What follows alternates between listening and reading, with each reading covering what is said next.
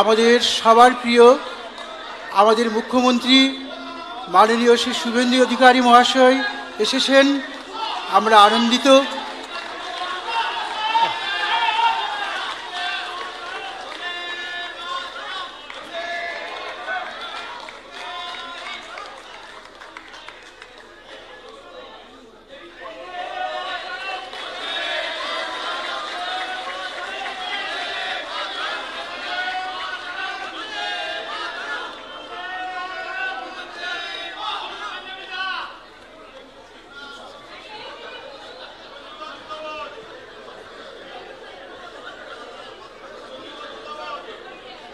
পশ্চিমবঙ্গের প্রশাসনিক প্রধান হিসেবে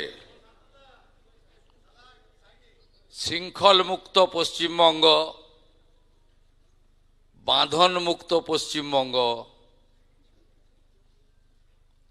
যেখানে সংবিধানের প্রতিটি স্তম্ভ সুরক্ষিত, সেই পশ্চিমবঙ্গে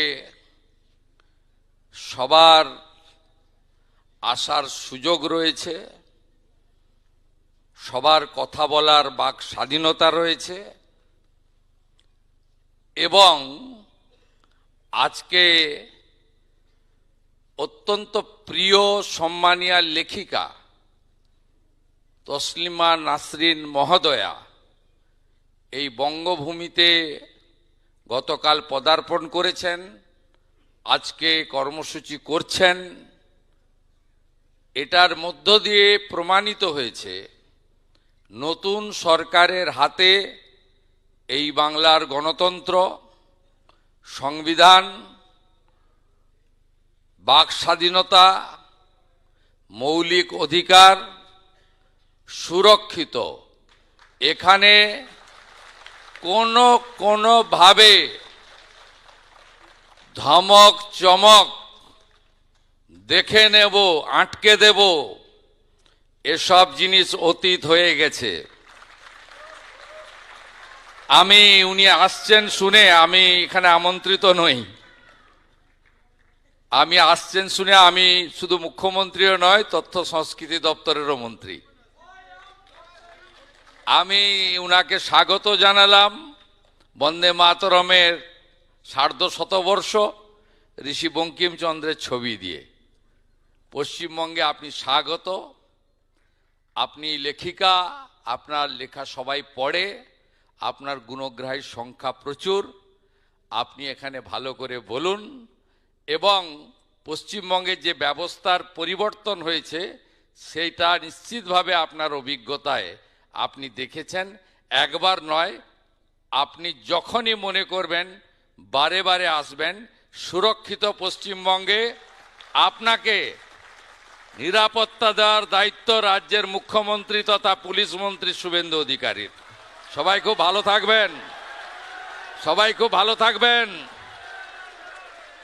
শুধু মুখের পরিবর্তন হয়নি, ব্যবস্থারও পরিবর্তন হয়েছে।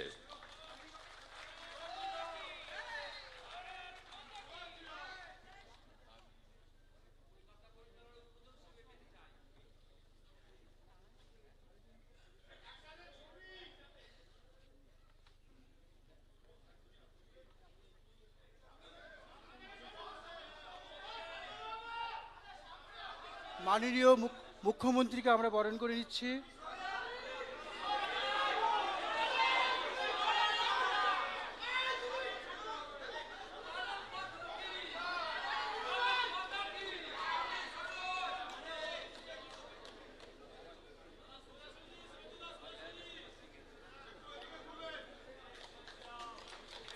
আচ্ছা,